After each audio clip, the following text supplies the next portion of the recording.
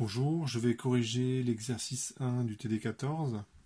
C'est un exercice très simple qui vous montre que le modèle du gaz parfait permet des calculs qui sont vraiment simples. Alors que quand on utilise un modèle un petit peu plus compliqué, mais qui en principe décrit un peu mieux la réalité, on va voir que même sur des choses relativement simples, les calculs sont beaucoup plus compliqués. Donc tout ça pour dire que le modèle du gaz parfait, c'est vraiment un bon modèle. Donc ce qu'on vous demande, c'est on a un gaz qui subit une compression. Alors, en fait, c'est une détente isotherme puisque j'augmente le volume. Donc je vais désigner un piston et je vais augmenter le volume. Donc je représente l'état initial et final. Ça c'est l'état initial. Ça c'est l'état final. Voilà. Et je précise les paramètres. Ici V0, T0, 2V0, T0. Bien sûr, il y a un opérateur qui tient qui contrôle le déplacement du piston, et donc la pression, a priori, elle va diminuer, puisque j'augmente le volume à température constante. On vous demande le travail des forces de pression. Donc je vais utiliser ce résultat-là. Donc pour l'instant, au bord de l'intégrale, je mets état initial, état final, et je somme les travaux élémentaires. Donc je fais une somme infinie de choses infiniment petites. J'écris le travail des forces de pression. Donc la formule que j'écris là, c'est une formule qu'on peut écrire les yeux fermés. Delta W égale moins P extérieur d de V. Et comme la compression est réversible, on a P extérieur qui vaut P.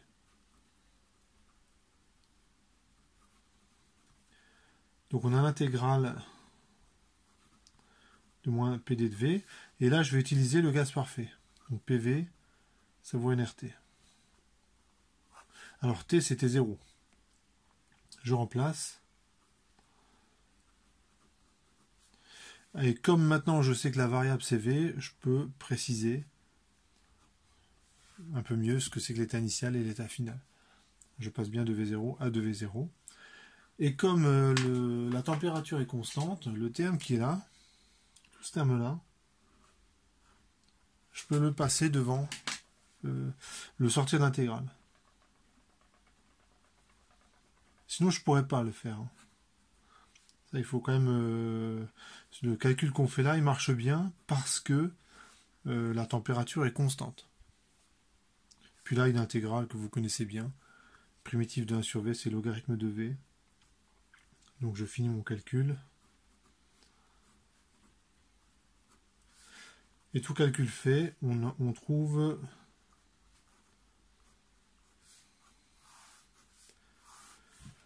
On trouve ceci. Ce que ça veut dire, c'est que le système, il a perdu de l'énergie par l'intermédiaire du piston. Donc le système a donné de l'énergie sous forme de travail mécanique à l'extérieur du système. Et du fait qu'il ait perdu de l'énergie par travail, il doit compenser cette perte par des transferts thermiques. Sinon, le système se serait refroidi. Donc ce qu'on peut dire, c'est que les transferts thermiques, que j'oriente toujours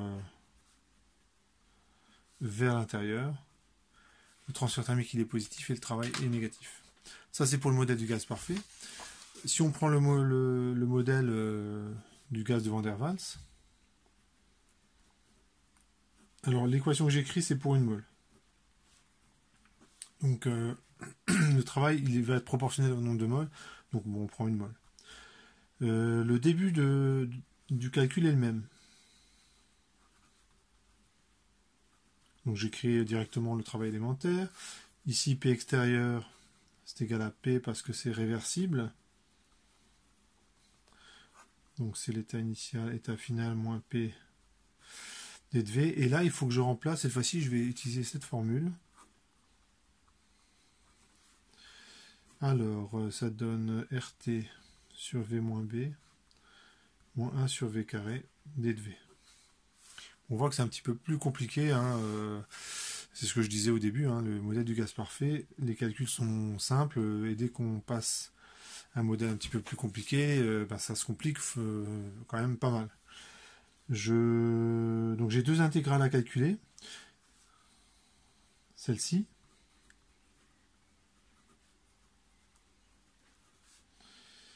Et celle-ci.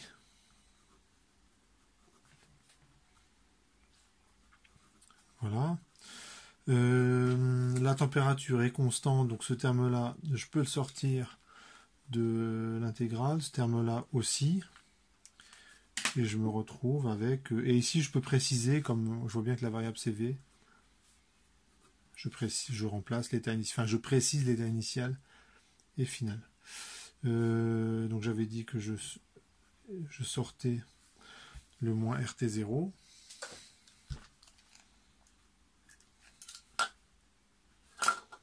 D de V sur V moins B, plus petit a, l'intégrale de D de V sur V carré de V0 à 2V0. Et une primitive de 1 sur V moins B, c'est logarithme de V moins B. Donc ça, je vous laisse le vérifier. Pour le vérifier, c'est simple. Vous dérivez ce truc-là, vous arrivez directement à 1 sur V moins B.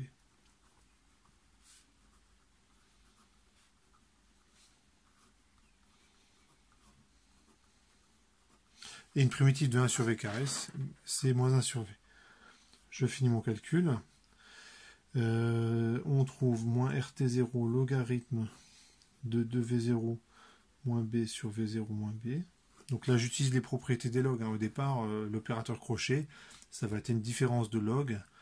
Et puis le log de la différence, c'est le log du quotient. Enfin, c'est des manipulations assez standards. Vous avez l'habitude.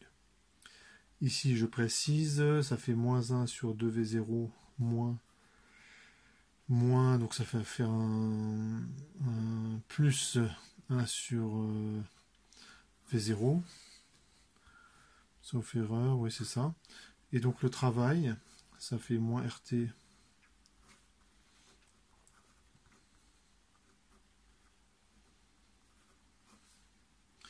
Et ici on a une petite simplification, on a plus A sur 2V0.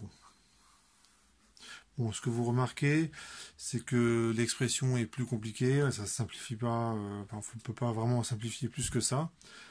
Et c'est là l'intérêt du modèle du gaz parfait. C'est que les expressions sont quand même beaucoup plus simples. Voilà pour cet exercice.